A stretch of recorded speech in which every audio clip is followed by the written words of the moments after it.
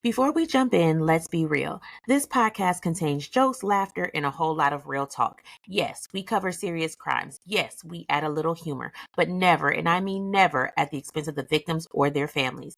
If you're sensitive, easily offended, or the type to clutch your pearls every time someone laughs during a true crime story, this may not be the podcast for you.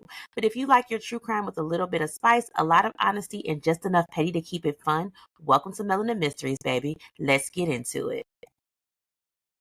What's up, cousins? Welcome back to Melanin Mysteries, the podcast where we mix black love, black culture, and true crime with a whole lot of seasoning. Because you know we don't do bland over here. And if you're a returning cousin, hey boo, you already know how we get down. And if you are new here, child, buckle up because we laugh, we gasp, we side eye, and we get petty when needed. And most importantly, we tell our people's stories with respect and realness.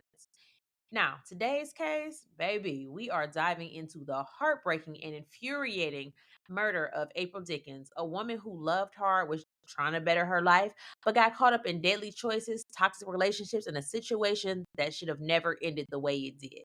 This one has betrayal, manipulation, foolishness, of course, and pure evil. And trust, we're going to talk about all of it. I'm going to need you to grab your snacks, grab your wine, grab your emotional support bonnet because this case right here is going to have you yelling at your phone. So let's get into the tragedy of April Dickens. I'm your host, Tiffany. And I'm your co-host, Willie. Let's get it.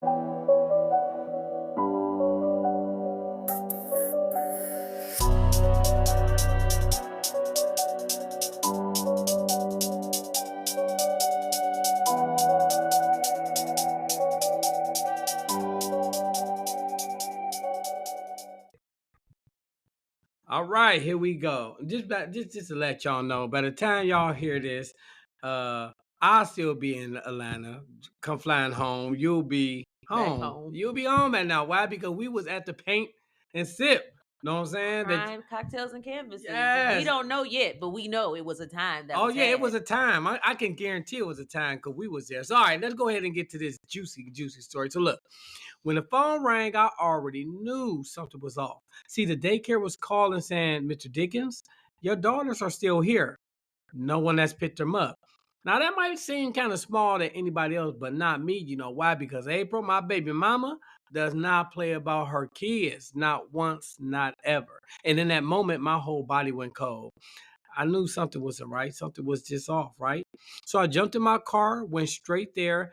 I got my girls, and they were over there laughing, playing, just doing what kids do, completely unaware. Meanwhile, my heart was pumping the entire drive. I didn't take them home. Instead, I dropped them off at their grandmother's house because deep down, and I knew, like, I don't know, something exactly wasn't right, something wasn't good about it. You know what I'm saying? And I didn't know what I was about to walk into, but I just knew it wasn't good. So look, I pulled up to April's place. See, I still had a key, you know what I'm saying, just in case we had emergencies, you know what I'm saying, any type of situation.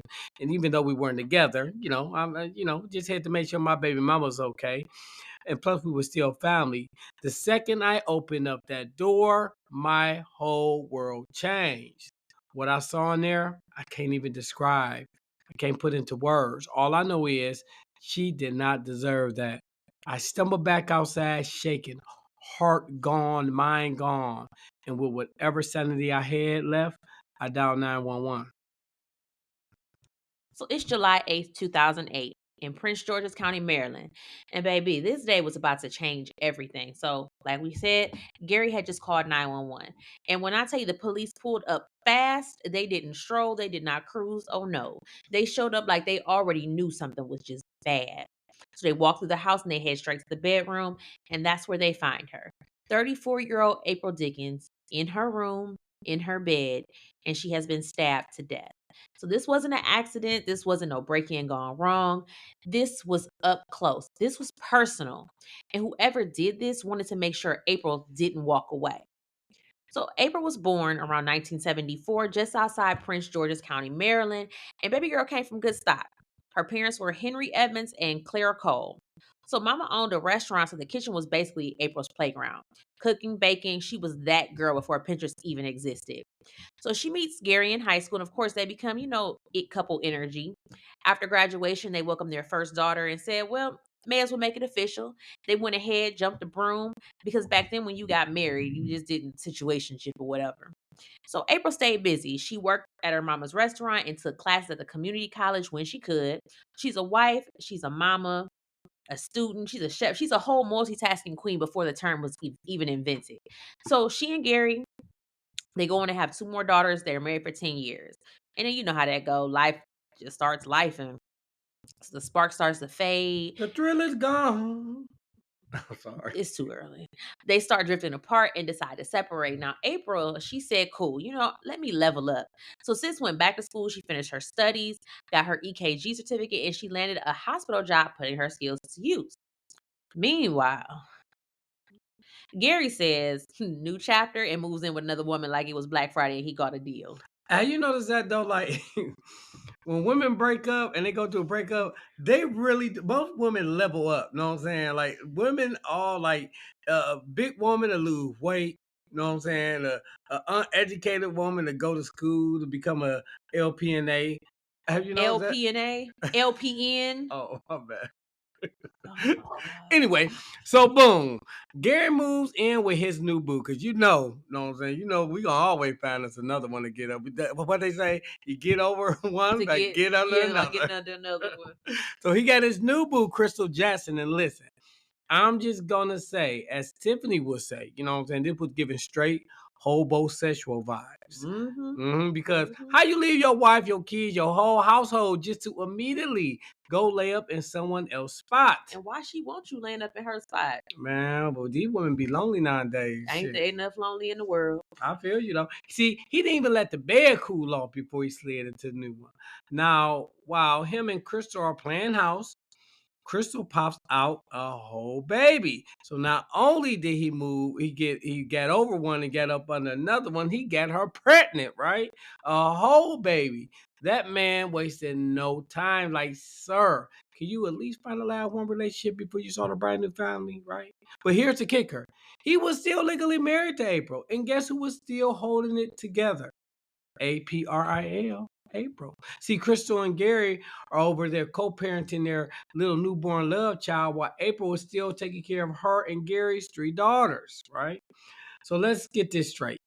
He moved in with Crystal, had a baby with Crystal, but kept his wife on mommy duty with his kids, and April still had to deal with both of them. And this be the part, right? You got to, no offense, though, you got to kind of say shame on you, April, right? Because April, What did April do? What did April do? Well, I'm Live saying, life. what? No, What was she supposed to do? no, not April. I apologize. No, Crystal. I mean, shame on Crystal. My bad, man.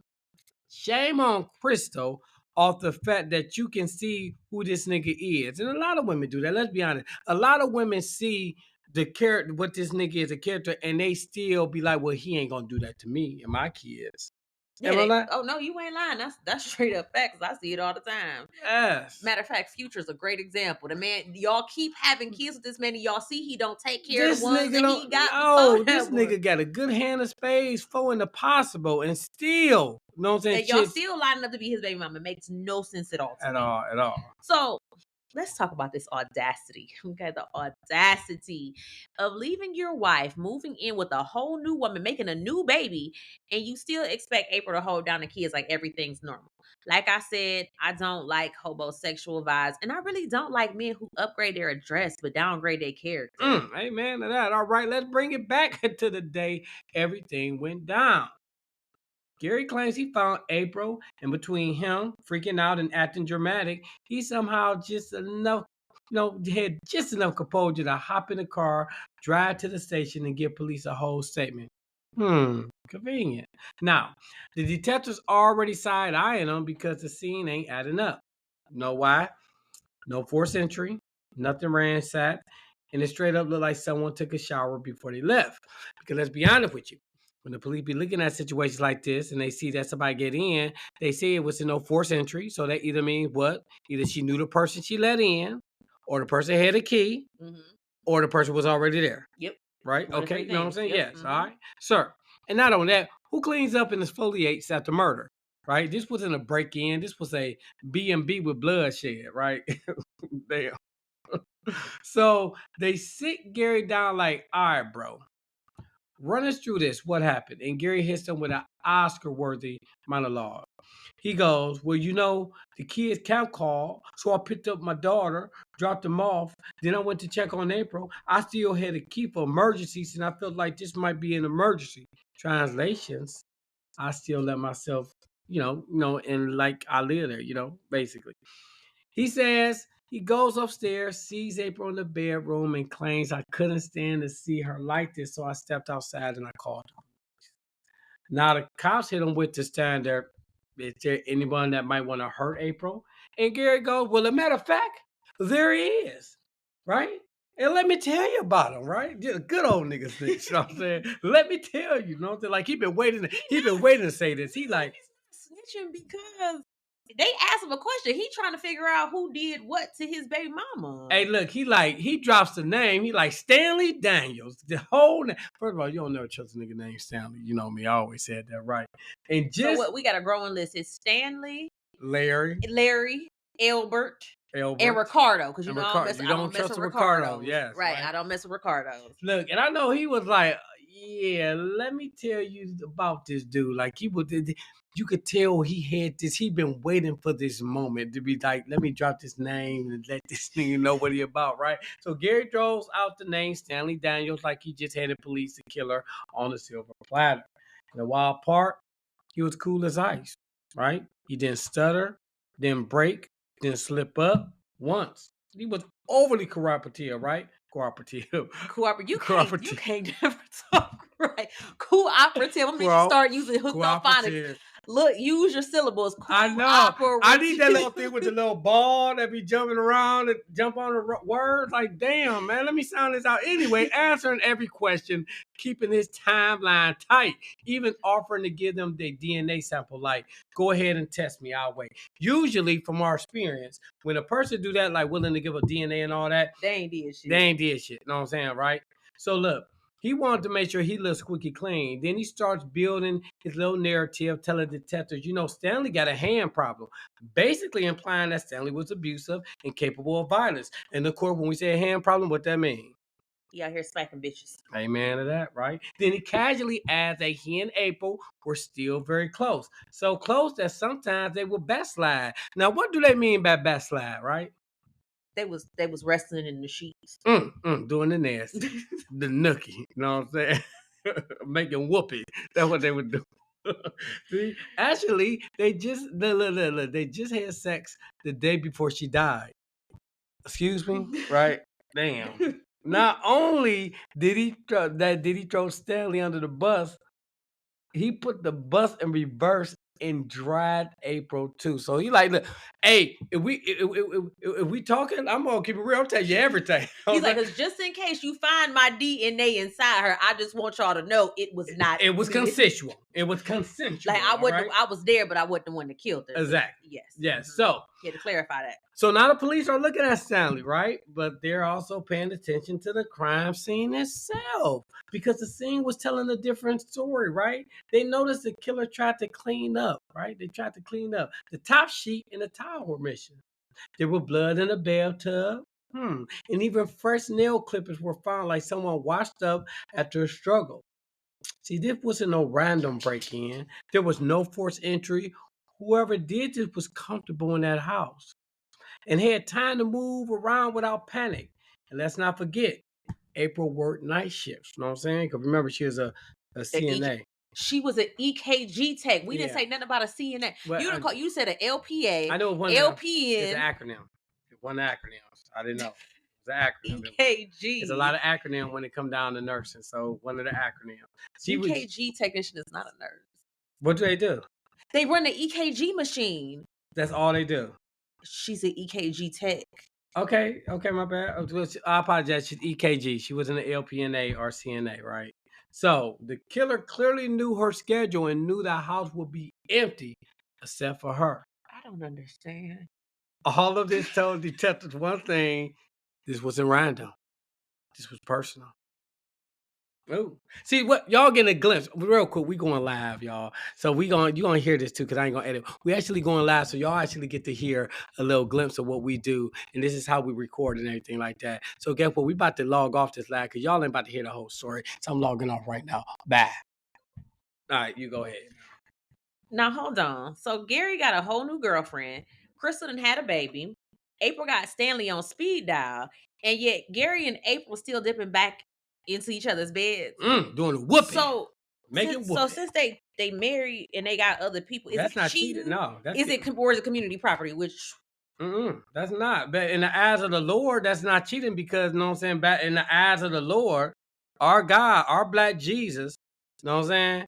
He said, yes, our black Jesus, you know what they married, you know what I'm this is saying? this is And that's too their many marital bed. this is too many fluids being swapped. I can't. BV everywhere. So like I said, this ain't no love triangle. It's like a love rotation type situation. So of course the police got looking at Stanley Bobby Daniel Jr. Mm. because Gary threw his name out there like he was the villain of the year. So Stanley was born November 12th, 1959. We really don't know much about his family except clearly his daddy was a senior. So boom, that's all I got for you. He did serve in the army. He made it to specialist 4. He got an honorable discharge. Then he turned around and caught a robbery charge in 91 and did a 15-year bid. Damn. So from salute to cell block, life be life, and you know.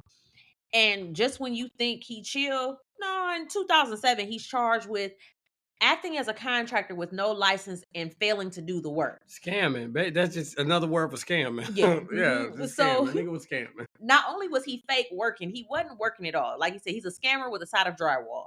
Now here's where he meets April. December 2007, her car breaks down on the side of the road, and Stanley pulls over because she looked like a damsel in distress with a wagon. Wait, when you say a wagon, she was dragging a wagon? Or you mean the actual like station wagon? No, like you know how like in fairy tales, like they put. Oh, I thought she was dragging a wagon. So they exchange numbers and they start dating. So it's cute, right? But he's 14 years older and tells her he owns a construction company. Sir, didn't we just say you got charged for pretending to be a contractor? It is the audacity. And apparently, move in and mooch was the theme of this story because another homosexual enters the chat. Uh-oh. He moves in with April and her kids by February of 2008. And at this point, April said two can play that game and finally files for a divorce from Gary. So Stanley knew he had it good. He got a house, he got home cooked meals, he got stability. So he wastes no time. He drops to one knee and proposes. So they're set to get married October of 2008. And these men, they stay moving faster than Amazon Prime and proposing like it's a buy one, get one free on fiance. Well, dang, I don't know about that's crazy. So look, so now the focus shifts back to Stanley because if he supposedly lived with April, why wasn't he at the house? Also, why didn't he call 911? Why is he suddenly MIA like a deadbeat text return? Police start blowing up his phone straight to voicemail. No call back, no text, nothing. Of course, that's looking real suspicious. While they try to track him down, the autopsy comes back. By the time April was found, rigor mortis had already set in. So remember, she left work at 3:30 a.m. and they estimated she was killed somewhere between 4 and 4:30 a.m. So somebody was in that house right after she got home. Then, boom, police get a call about a man brought to the hospital. He was at a gas station wandering in and out of traffic, looking confused, disorientated. And guess who it is? Disorientated. I said disorientated. And guess who it is? That is not a word. Disoriented. Disoriented. Disorientated. No, it's disorientated, man. That's not even a word. Disoriented. The nigga was looking crazy, man. All right, look. Anyway, Stanley was looking crazy, Now right? you just said Larry. Where did Larry come Stanley, from? because that was another person you can't trust. We just throwing names out there. So Stanley was looking crazy. So now detectives are like, "Oh, we got him. Let's go." They rushed to the hospital, ready to question him, but they just missed him. Man dipped like he had wings. They said this dude snatched out his IVs up in just boogie wonderland, just completely left. They asked the nurse, okay, did he at least leave his clothes? And the hospital said, nope, he took everything with him. Another dead end. At this point, Stanley is looking less like a suspect and more like Waldo with a criminal record. You know Waldo because we're Waldo. You know what I'm saying? Okay, my bad. Okay. So boom, police still can't find Stanley until they get another phone call. And this time it's from April's sister. She tells them that Stanley is at their mama's restaurant in a hospital gown, causing a whole ruckus and just acting a plum dang on fool. He ain't got on no pants, no shoes, but he got pure audacity and the back of the gown. Ass out, literally ass out. So police pull up immediately and they snatch him right on up because they need answers. So they ask him, like what happened, and Stanley hit him with like, "We'll see what had happened was." Mm. He claims he was getting gas, had a seizure, blacked out, woke up in the hospital, and then he heard about April from a friend, which is when he busted out of the hospital like he was Shawshank adjacent. Sir, you escaped the hospital over a rumor? I'm gonna need you to be serious. So then he admits a few weeks earlier he and April had broken up due to, quote, financial issues. Translation, she was tired of his broke freeloading ass. He's both been a contractor and own his own businesses. Like more like a scammer. So he also says that he believed April was cheating on him. Now, how you living in her house eating her food and you still jealous? I mean, he was right though. She definitely was stroking and poking with her, but it was her husband. She's allowed to do that, so it's not cheating. I don't know. No, because at this point they're divorced. So technically it is cheating. But not in the beginning, wasn't. So Oh, well, it's just a lot going on. So the math is broken. He tells police that a few days before the murder, he stopped by the house to grab some things. Nobody answers, and he looks over. He sees Gary's car outside. Now we know that April and Gary were, slipping and sliding occasionally, but they also had 3 kids. So heaven forbid their father be at the house. I mean, weird, right? He also admits that he and Gary had some beef, and that Gary threatened to kill him. But then in the same breath, he says the breakup with April was cordial. Sir, I'm gonna need you to pick a story. So to his credit, Stanley does actually cooperate. He lets the police search his car and he gives an oral DNA sample. So they do search the car. They don't find really anything tying him to the murder, but they do find some weed and they go ahead and charge him with possession. Petty? Absolutely. But the kicker, they did also end up finding the clothes that he was wearing at the hospital, which would have been the same clothes from the morning of the murder. So they go ahead and bag them up and send them off for testing. Now, the question is Stanley our guy or is he about to get clear? Because now we got 2 suspects. No, the question is, if they got divorced, is he still entitled to the good loving? Because he was the husband at one point. It's just a whole lot. And I just wanted to ask that. All right, so look, Stanley only gets hit with a simple possession charge, nothing major. His bond was like $10,000, which to me was crazy, but 10% of that was $1,000. Well, he was only going to charge him possession. So. But $10,000 for a possession charge is crazy. I understand, but they probably set the bond high to try to, keep him in, deter him from getting it. So he's back outside before the ink even dried. Now, DNA testing takes time. So while the lab is doing what the lab do, detectives stay busy. They start talking to April's family and friends. And baby, this is when, they start getting the real tea, right? You know what I'm saying? Hold on, y'all. Hold on. That's some good old tea. Actually, that's mushroom coffee, but I digress. First thing they learned, Stanley had a problem keeping his hands to himself. Yeah, Stanley liked to choke a bitch. So now, the whole hand issue Gary mentioned started to sound real valid. And after April broke up with him and put it busted butt out, she told people she felt like Stanley was stalking her. She even thought he copied her key and was sneaking in when she wasn't home. Honestly, now that's weird as hell. He probably was. Yeah, I don't. This goes back to, we would talk about this earlier about like,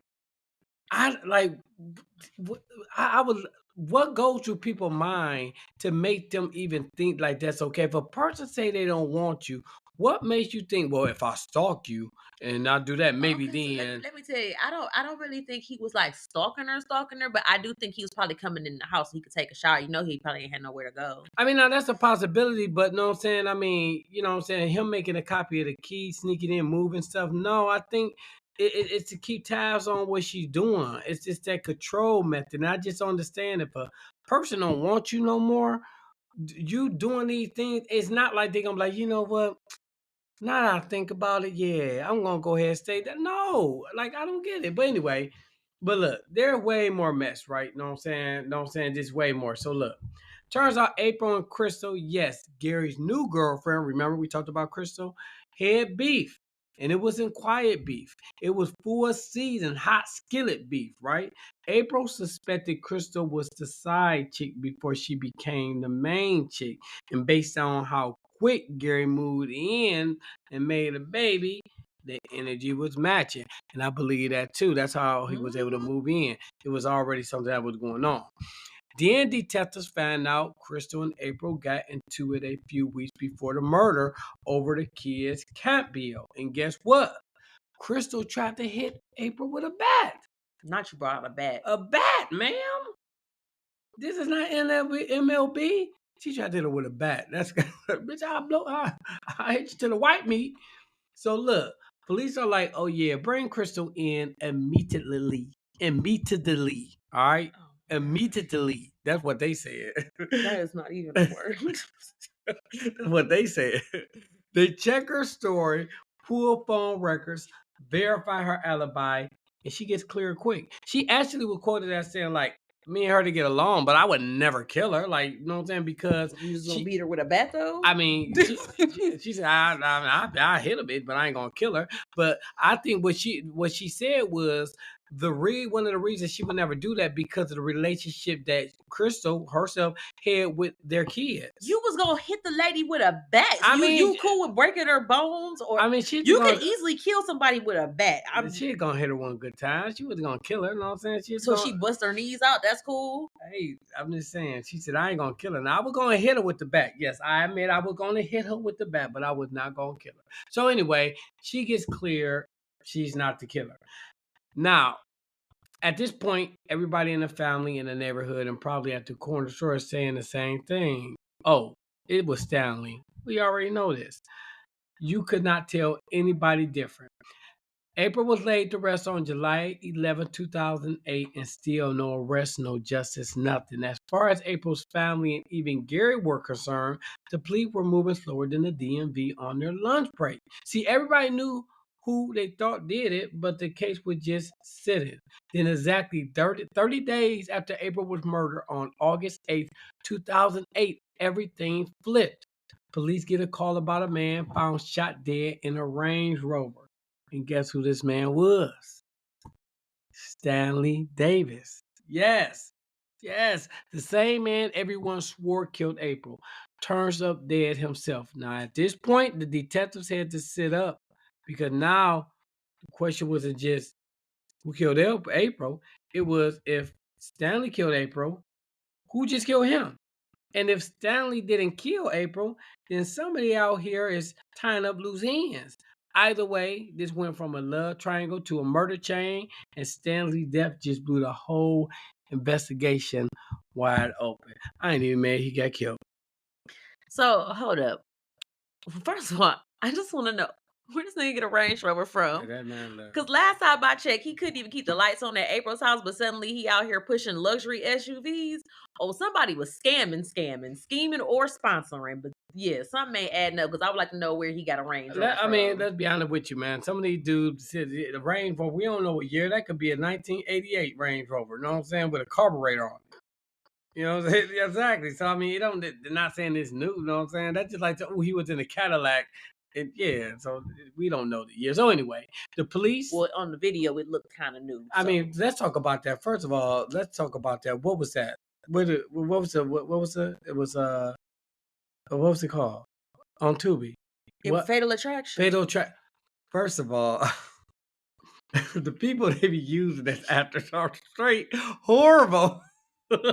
They don't never look like the. They don't look nothing like the person whatsoever. Know what I'm saying? They don't look like them. The actor be horrible. You could tell. They said something about that. He was like, the dude that played me was horrible. I was like, that's hilarious right there. Like, dude, like they don't even try to do like, all right, let's try to get somebody a little similar to them. Like they could have did like how they did Pac. They found somebody that looked like Pac. They don't even do that. They use their budget ain't big enough. The dude description be a black man 6'5", 280 pounds. They would get a white dude 5'8" playing his part. Oh no, I killed her. Anyway, Anyway, to police, the suspect in Stanley's murder seemed pretty obvious. The man everyone believed killed April just turns up dead 30 days later. It was given straight revenge. But even when it looks clear, detectives still had to do their due diligence. They put out a $25,000 reward for any information leading to Stanley's killer, trying to shake the streets for answers. I wonder how much reward money they put out for April's killing. That part. Yeah, like why Because he get all that money? they had his face on a whole poster looking Yeah, for his killer. that's crazy to me. And then the case blew wide open, like strippers on a Sunday. About 1 week after Stanley was killed, the DNA results from the lab finally came back. The test on the clothes he was wearing when he was arrested, guess what? It was April's blood. Clear as day. No more guessing, no more maybe. The science said it. Stanley killed April. And they about to pay $25,000 to find out who killed this man.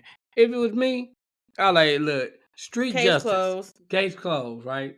Case closed on who murdered her. Now the only question left was who killed him. And was it really revenge or something much deeper? So, like we said, police know it's Gary, but they don't have one piece of hard evidence to lock him up. So they did what detectives do best. They start watching him, and pretty much everybody connected to him. September 8th, 2008, they finally get a name for a shooter. Name is Tony. No last name, no address, just Tony. So who the fuck is Tony? Half the hood is named Tony. So they digging, they tapping, they asking around, but it's crickets. So time keeps ticking, leads are starting to dry up, and the case is starting to look colder than Gary's soul. So we're gonna fast forward to April of 2009. And boom, police arrest a man named Eddie Pitts on an unrelated drug charge. And you know how these niggas get when they start getting cornered. They can do the crime all day long, but the second those detectives start talking about time, they start folding like a Dollar Tree dryer sheet. One wash cycle and it's over. So Eddie Pitts just so happens to be Gary's cousins. So the was like, hey, well, why we got you here? You know, do you happen to know anybody named Tony? And he like, you know what? I do. I do know that nigga. I do know a nigga name.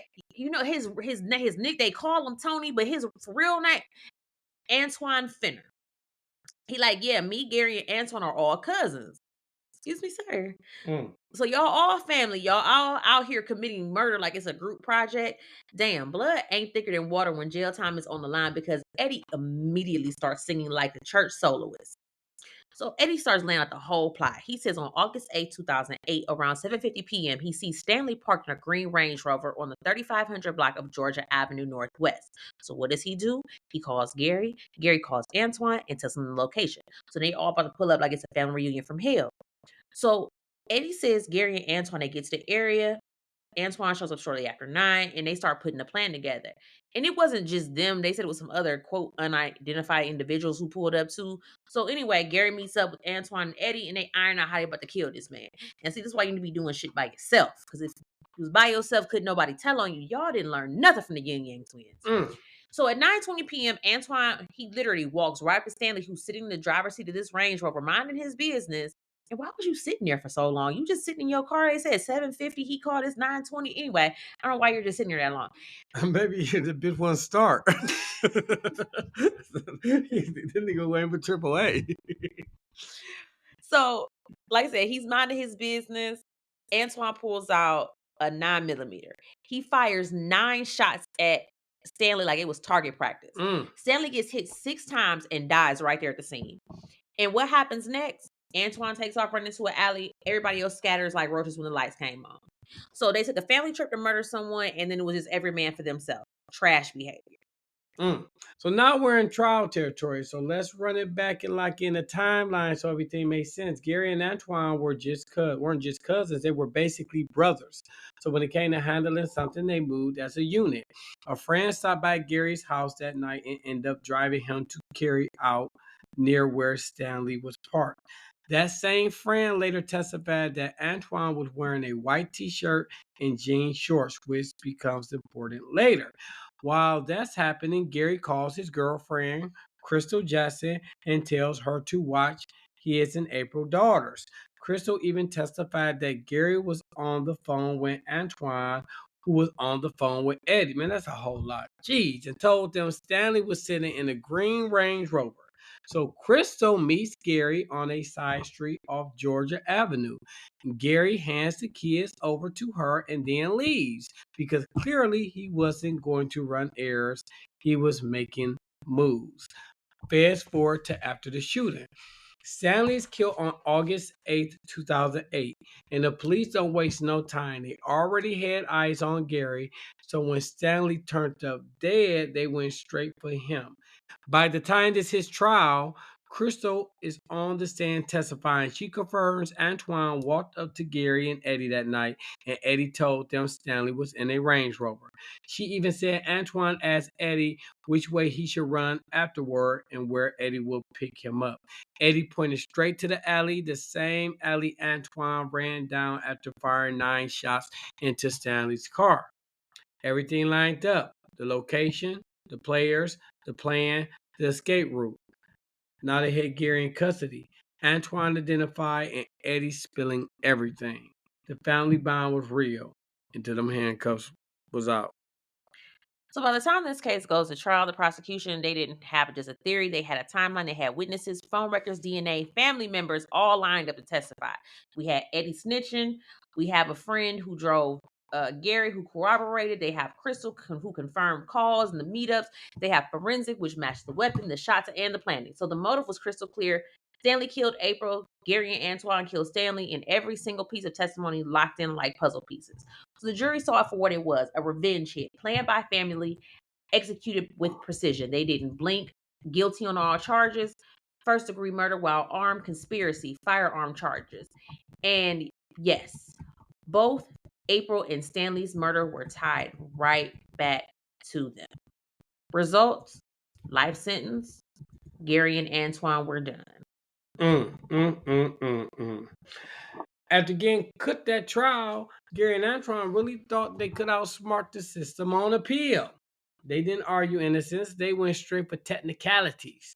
First, they claimed the jury instructions on aiding and abetting were unfair, like the jury didn't understand intent. Please. The jury understood perfectly. You planned to hit, you executed a hit, intent was all over it. Then they complained that the judge struck parts of their closing arguments. But the appeals court said even if something got cut, it didn't change a damn thing. Y'all was still guilty.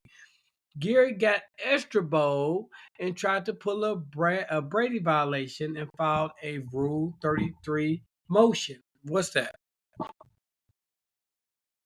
It's if you keep reading, it tells you. Oh. Asking for a whole new trial, claiming evidence for what the hell.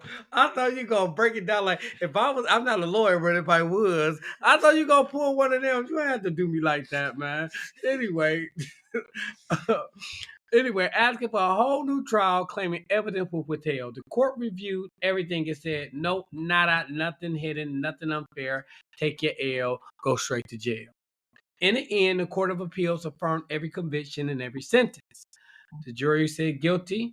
The judge said guilty. I think even Jesus said guilty. I could be wrong, but I do think he did. The appeals court said guilty again. No reversal, no reduced charges, no get out of free jail ticket, go straight to jail, right?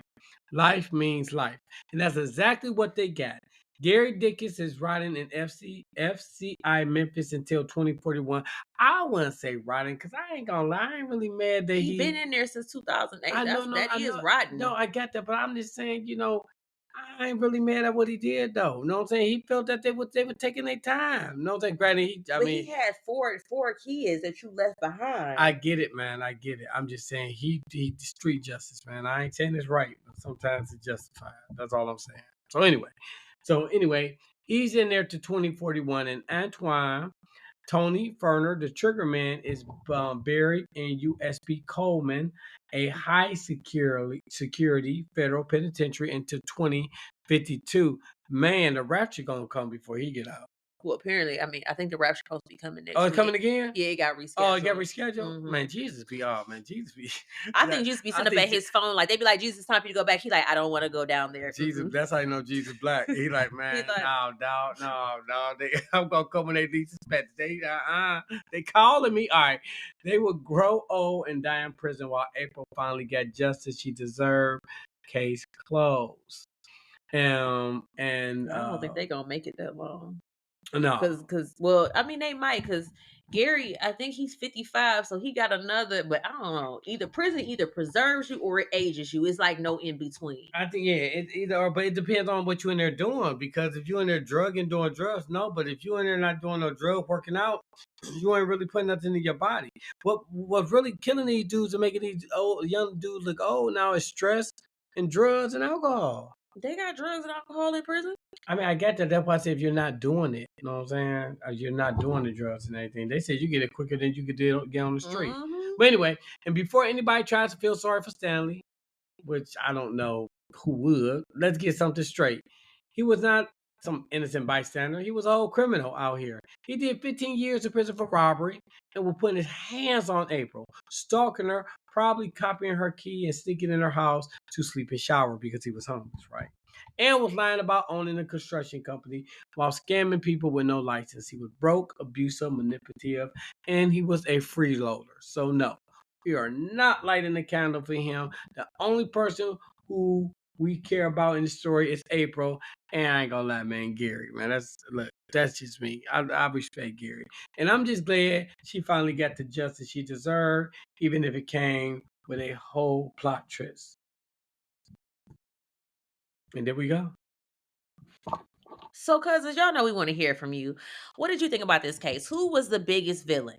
Do y'all think it was cheating? I need to know if y'all thought it was cheating because they was married, but then they had side pieces, but then they was still backslide. So I need to know if it was cheating. Like, what do y'all think about that? So let us know on any of our socials. You know, we're Melanin Mysteries wherever. And matter of fact, while you over there, leave a rating for us too. Like, give us a 5-star because you know we know we read everything, and you know we might just drag your comment on the next episode. Yes, you know we ain't got no life. You know what I'm saying? So look, You might not have a life. I'm busy. So, no, we ain't got lives. Our lives is Melanin Mystery, kids, and work. That's our life and love. And our favorite segment. Here we go.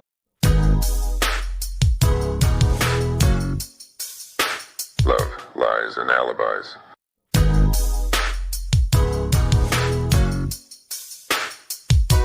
All right, here we go. Love, lies, and alibis. I love this segment. So here, you can't go live. Mm-hmm.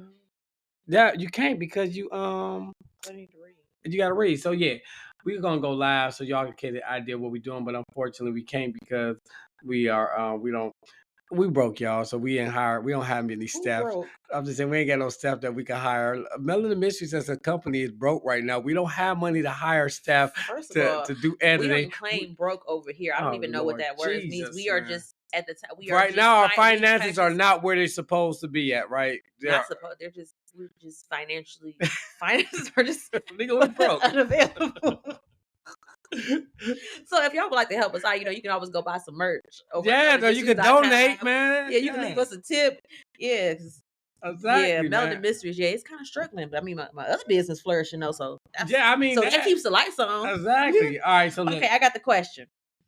Okay, so wait, I'm sorry. I got it. And we not cutting it. I really did. I really did in my Paris Jackson. Look. It's something wrong with you. I really did. Hold on. Why would you DM Paris Jackson? Look, Paris Jackson. I did DM her. I was a fan of your father. If you ever need to talk or want to Netflix and chill, hit me up. Is that because she got that $65 million? I'm so done with you. We're moving on to Love, Lies, and Alibis. Okay. Go ahead. So the question of the week was, if you go on a date and the person looks nothing like their filtered pictures, is that harmless insecurity, straight up catfishing, or a form of deception? And would you call them out or just finish the date?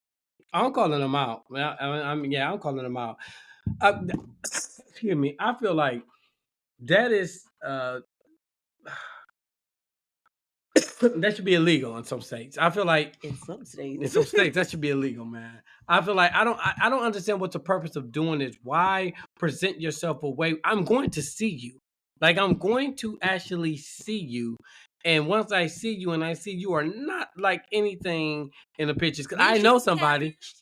I got catfished a couple times. You man. got catfished by the one who shall not be named. I did, Because man. all she did was use filters. Yes, but the crazy part is I was horrible with weight. That's what you started getting me. I'm not good with weight. So when a person and they'll say like I'm 5'3", 170 pounds, I'm like, oh, she think no, you fat as hell, bitch. It's not because it depends on how your weight. No, but well, maybe it's more than that. I'm just saying I was horrible with weight, But it depends because it depends on like your height, your proportions. Because if you that big, you ain't got no booty. It's a problem. That's all I'm saying. So anyway, all I'm saying is yes. I don't think I think people got to get out that habit because I hate filters. And then they get upset, and then you can't get upset that you put a filter on you and a person that see you like kind of look at you crazy and everything, and then women really be upset about that. Know First what I'm of all, saying? I get upset when I meet like my customers or I meet people in person from Facebook, Instagram, and I'm looking at them and they're like, "Oh my God, Tiffany," and I'm like, "Who the hell are you?" We know that one person which we not gonna name because we ain't gonna be too messy. You know what I'm saying? No, but seriously, I've met so many people on social like that off of social media, and I'm like, they're like, "Hey, Tiffany," and I'm like, "Who the hell are you?" Because all your pictures are filtered. I don't even know what you look like in real life. And it's very annoying. If you a female, you constantly using filter. You know what I'm saying? And most likely it's a possibility you're single. If every picture you post is a filter, it's low self-esteem. And it's very odd behavior. Because I had saw this one post where this lady, she said like she posted the picture of this dude she said she met online. Dude was fine as I don't know what. She said she got to the restaurant. It was an old man, and she was like looking around and he like, I'm right here. She's like, who the fuck are you? Yeah, that's crazy. I would be pissed. I'm not about to sit there and play around with you. Please stop using filters. Like, I mean, it'd be funny sometimes, but if every picture you post is a filter, you don't need to be dating. Especially Get your self-esteem together. If your face ain't, if your skin ain't clear, you know what I'm saying? Don't sit up there and be posting filters, you know what I'm saying? Confusing me, and when I see you, and I'm like, that bitch, where all these acne and freckles come from? Anyway, so let's go to the cousins, right?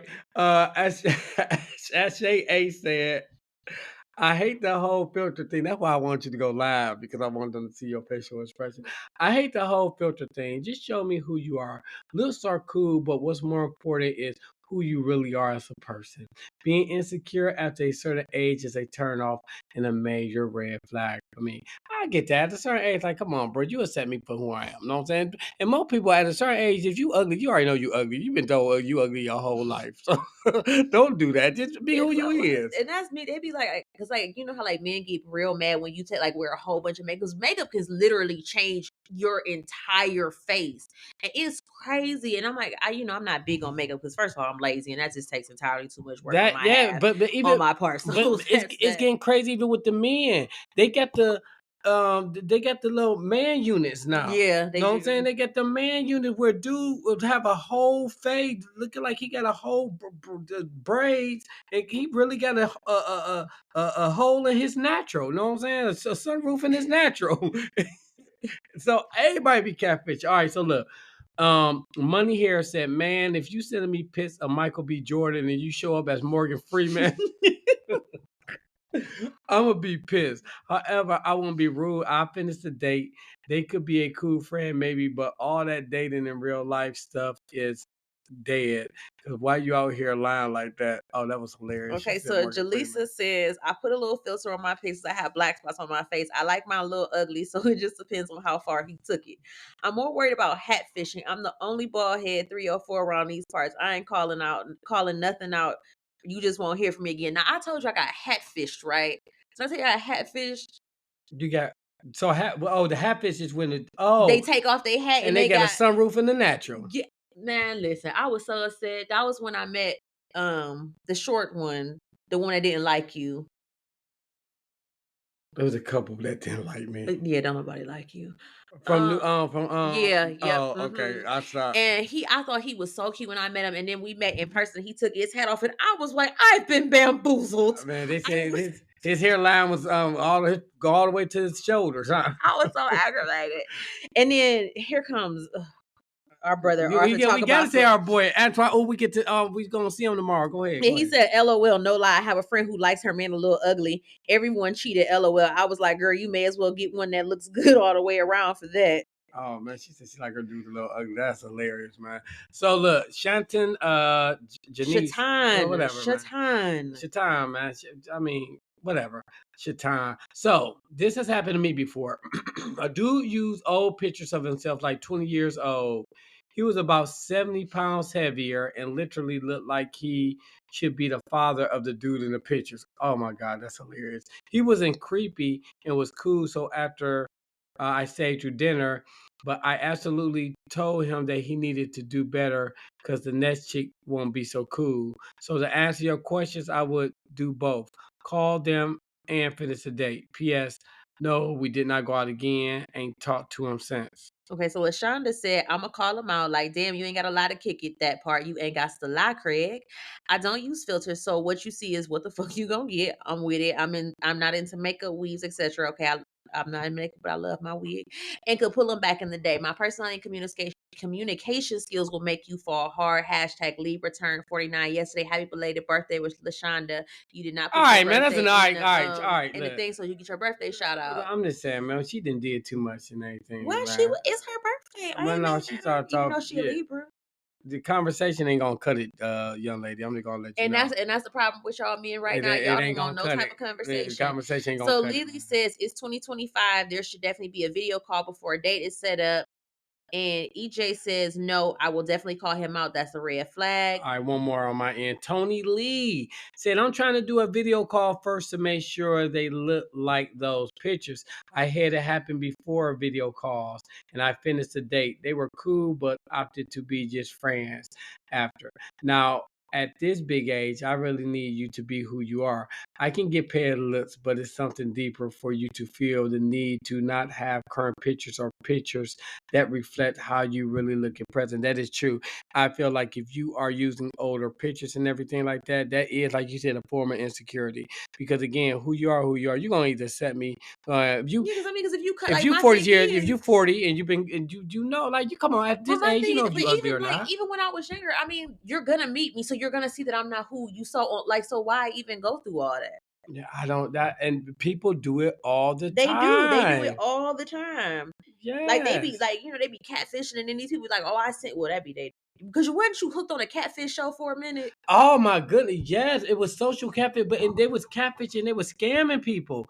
Like they was actually scamming people too. Know what I'm saying? Yes, that's crazy. All right, so you matter of fact, I'm gonna do one more and then we done, and it's gonna be Chai J.